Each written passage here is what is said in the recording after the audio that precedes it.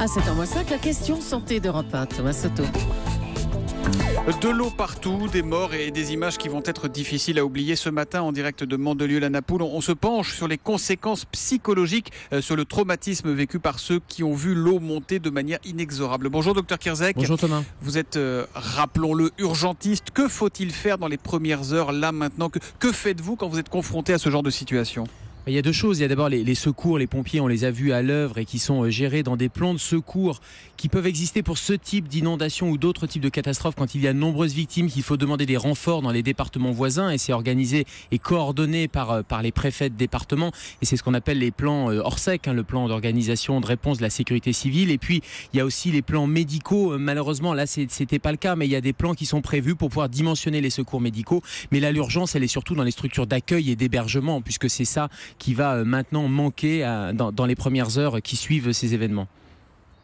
Alors évidemment, il faut apporter du réconfort, il y a l'immédiateté et puis il y a les jours d'après, docteur. On imagine facilement les cauchemars, les crises d'angoisse. On se dit que ça peut durer quand on a vécu ça. Alors il y a souvent l'impact psychologique bien sûr, donc on voit dans ce genre de catastrophe des cellules d'urgence médico-psychologique qui sont déclenchées par les SAMU avec des psychiatres, des psychologues qui interviennent sur les lieux de ces catastrophes et qui interviennent aussi après. Alors encore une fois l'urgence c'est plutôt l'accueil, mais en parallèle peuvent se mettre en place ces cellules d'urgence médico-psychologique qui permettent dans l'immédiateté d'apporter un soutien, de faire un tri de ces gens qui sont psychotraumatisés, et puis surtout, et ce qui est essentiel, c'est de proposer un suivi de façon à éviter cet état de stress post-traumatique qu'on peut voir chez des gens qui ont approché de près ou de loin la mort pour eux ou pour certains de leurs proches, et c'est pour éviter tous ces troubles anxieux, ces troubles phobiques qui vont arriver dans les premiers jours, souvent dans les 3 premiers mois, et qui risquent malheureusement de persister.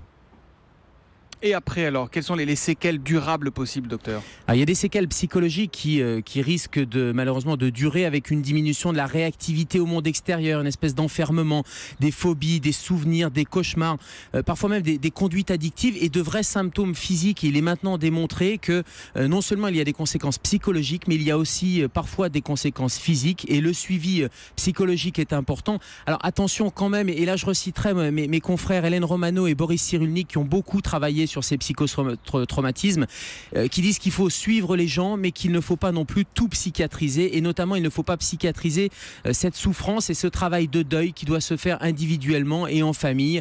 Les cellules d'urgence médico-psychologique c'est bien, mais sur le suivi c'est vraiment ensuite un travail individuel et la cellule familiale.